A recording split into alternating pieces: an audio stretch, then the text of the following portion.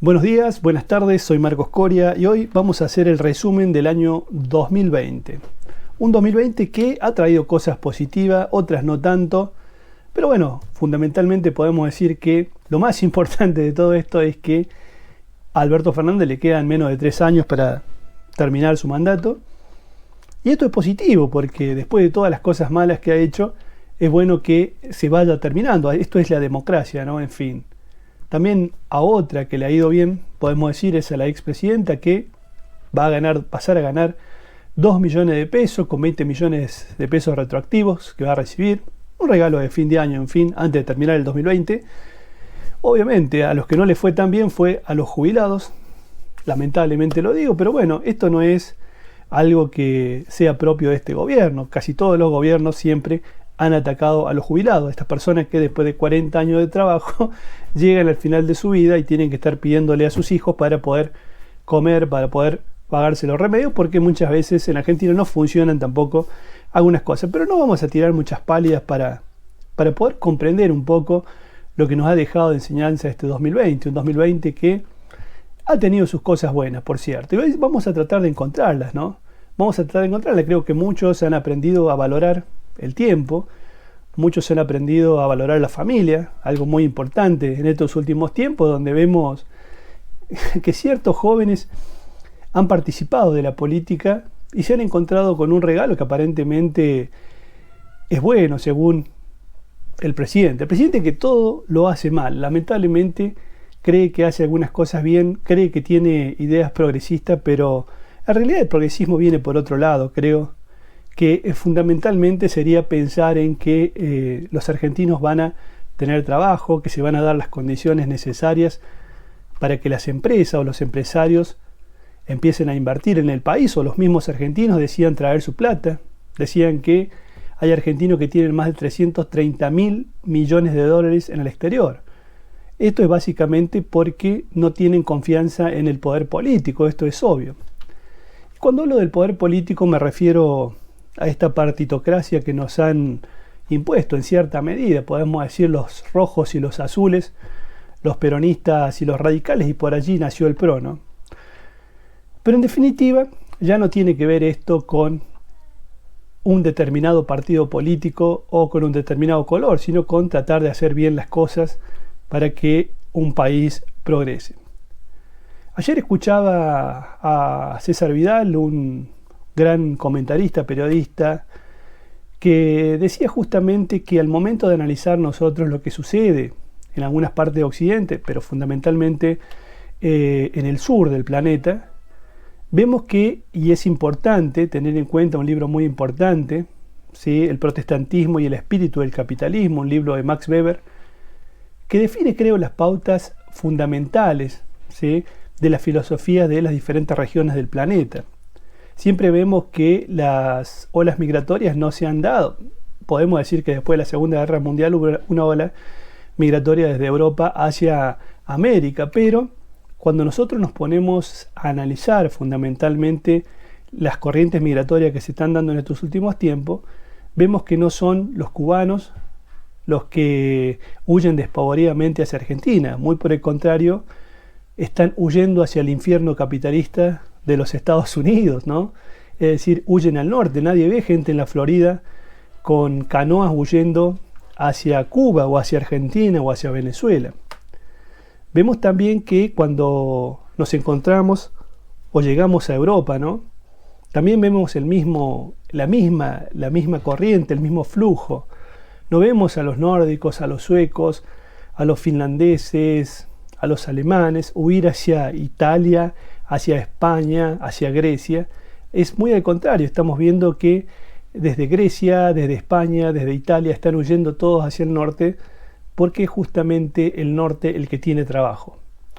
Y bueno, acá está básicamente la definición de lo que en algún momento Martín Lutero se planteó respecto de esta división, ¿no?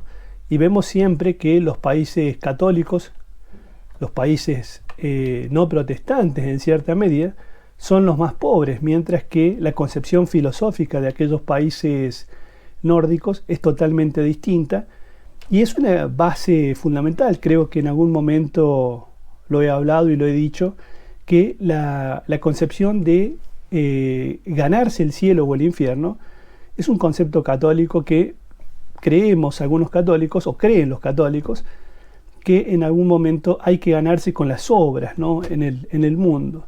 Algo muy distinto para el protestantismo de Martín Lutero, que en realidad sostienen que el cielo es algo dado por Dios, ¿no?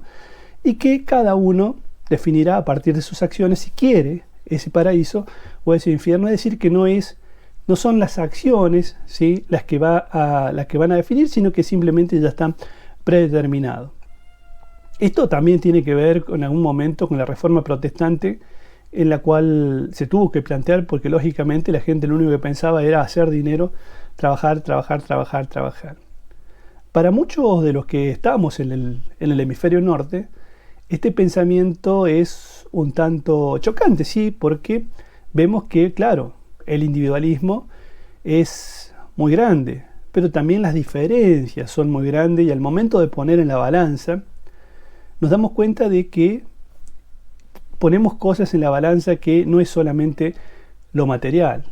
No es solamente lo material. Muchos pensarán que aquellos que emigran a un país del hemisferio norte es porque simplemente quieren tener un auto, quieren tener un televisor más grande que los que tienen en el sur. No, para nada, para nada. Vemos que en realidad tiene mucho que ver esto también con la política, y vemos que justamente cuando analizamos las políticas de izquierda, de derecha, por llamarlos de algún modo, más allá de, ustedes saben muy bien cuál es mi concepto respecto de el próximo paso en materia evolutiva en cuanto a la política, pero vamos a analizarlo respecto de lo que está sucediendo actualmente. Vemos fundamentalmente que, es decir, de los países capitalistas no huyen, o de los países socialistas, la gente no huye hacia lugares ultras de izquierda, sino que lo hacen hacia el capitalismo.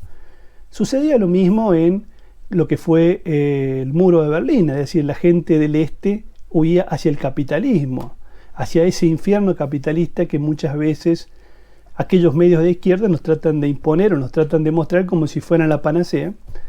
Y vemos que, en cambio, como les decía, pónganse a pensar en la política que tiene Cuba, o en la política que tiene Venezuela, o en la política que tiene Argentina, que son de carácter socialista, anticapitalista, por decirlo de algún modo, pero en realidad el anticapitalismo, hay que observarlo muy claramente, es para la sociedad, no es para los políticos. Fíjense que la expresidenta va a ganar más de 2 millones de pesos por mes, y el presidente vive en Puerto Madero, uno de los lugares más bacanes de la República Argentina, y el socialismo queda para el resto, para el pueblo. No sucede esto en países como en Estados Unidos, donde el capitalismo, el feroz capitalismo que según dicen que nos imponen esta gente de izquierda de nuestros países, de nuestros lamentables países, de nuestros lamentables gobiernos, podríamos decir, llegamos a la conclusión de que en realidad está un poco más repartida la cosa. ¿Hay pobreza en los países como Estados Unidos? Sí, totalmente. ¿Hay pobreza en los países europeos del norte, como es el caso de Alemania? Lo hay, claro que sí. Pero las oportunidades son otras. Las oportunidades son otras, y el ser humano, por naturaleza, no quiere el socialismo ni quiere el comunismo. ¿Quién quiere irse a vivir a China, por decirlo de algún modo? Quizás en algún momento esto sea una opción. Este no es el momento, evidentemente, ni que nadie quiere irse a vivir a la Corea, ¿no? Nadie quiere irse a vivir a Cuba, nadie quiere irse a vivir a Venezuela. Entonces todos estos pensamientos retrógrados que atrasan a los países más pobres del planeta es consecuencia lógica no solamente de la política, sino también de una filosofía, como les decía anteriormente, que lamentablemente nos fue impuesta, ¿no?, de algún modo. Entonces, para reflexionar este 2020, este final del 2020, es pensar claramente qué vamos a hacer en las próximas elecciones, a quién vamos a elegir, cuáles son los pensamientos, y si realmente es importante que nosotros, ¿sí?, los ciudadanos comunes, los que tenemos también derechos, le sigamos dejando el lugar a una banda de delincuentes, ¿sí?, que no tiene sentido. Esto es obvio. No podemos continuar con esta gente. Pónganse a pensar que si esta gente sigue en el poder, fíjense lo que ha sucedido en los Estados Unidos de América. Bueno, ni hablar. Todavía eso no está definido. Vamos a ver qué pasa el 6 de enero y que vamos a ver qué pasa en el norte, ¿sí? El día 20 de enero, cuando aparentemente se haga el traspaso presidencial. Vamos a ver qué pasa. Digo, hay que ser muy cautos. Y como siempre decimos, esperemos que este 2020, bueno, que termina en este análisis corto, podríamos decir. Podríamos hablar un poco más largo y tendido. Ver, por ejemplo, dar otro ejemplo, ver lo que sucede en España, ver lo que sucede en Argentina. Las cifras son espectaculares. Es decir, Argentina tiene el 40% de pobres, el 40% de personas pobres. Y yo me preguntaría si ese mismo número se refleja en la clase política, es decir, ¿hay un 40% de la clase política más pobre? No lo creo. Creo que los vemos más ricos, ¿no?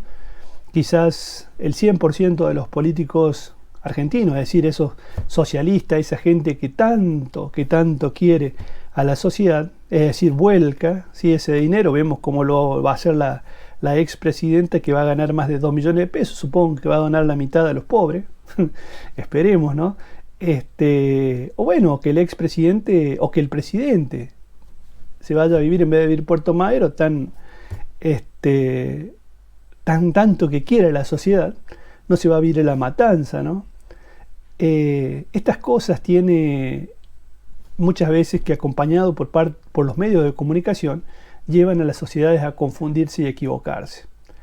Bueno, tampoco creamos que Mauricio era la panacea o lo mejor que le podía pasar a Argentina. Yo siempre sostuve que era un grave error, ¿sí?, haber elegido a Mauricio. Pero bueno, creo que la gente debe tener una mayor participación en política, pero no una participación como simples partícipes y sin ninguna posibilidad de acceder a un cargo. Es decir, la idea esa de ser militante y no tener la posibilidad de acceder a nada no tiene sentido, es un sinsentido total.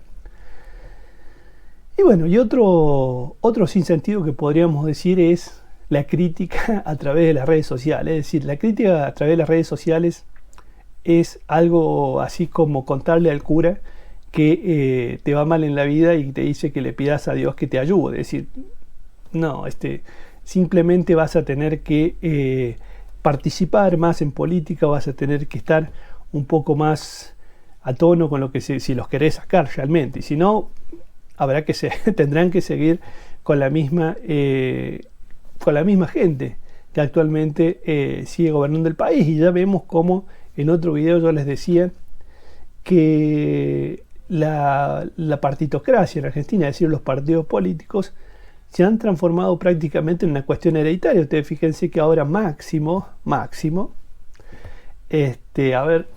ver si le suena, Máximo.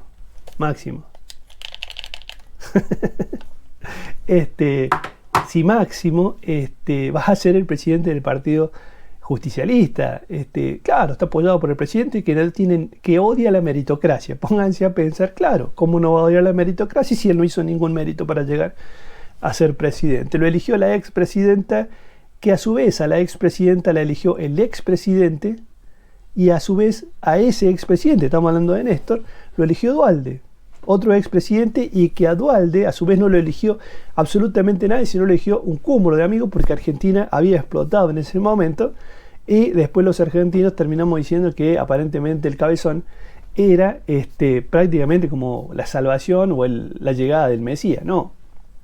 En fin, terminemos este 2020 de una forma positiva, pensando que a esta gente ya le queda menos, pensando de que ustedes van a participar en política, pero van a participar activamente y bueno, van a poder hacer un balance en el 2021-2022 diciendo, bueno, hemos terminado con esta cantidad de gente. Es decir, ustedes pónganse a pensar en sus intendentes, en sus concejales, que muchas veces gente que no ha estudiado, que no ha tenido la posibilidad quizás de estudiar o que no han querido estudiar, que otros son delincuentes declarados, ustedes bien lo saben. En fin, y piensen que esto, es decir, no hay que llevar ningún tipo de banderas, ¿sí? La única bandera que hay que llevar es la de nuestra familia, de nuestra gente, ya no se es peronista, no se es radical, no se es hincha de Boca, no se es hincha de River. Ahí. Simplemente pensamos en que podemos mejorar la sociedad y no importa cuál partido político vayamos a parar. No importa. ¿Sí? Lo importante es poder llevar adelante o de tratar de hacer mejor las cosas para que este 2020, que tuvo cosas positivas, las podamos repetir, ¿sí? A profundizar aquellas cosas positivas que nos ha dejado este 2020 para que el 2021 sea excelente directamente. Bueno, les dejo un fuerte abrazo, que tengan un feliz año nuevo y nos estaremos viendo en el próximo video. Les dejo un fuerte abrazo, ya saben, soy Marcos Coria y si les gustó el video le pueden dar like, si no les gustó le dan dislike y pueden suscribirse al canal. Y nos vemos en el próximo video. Chao.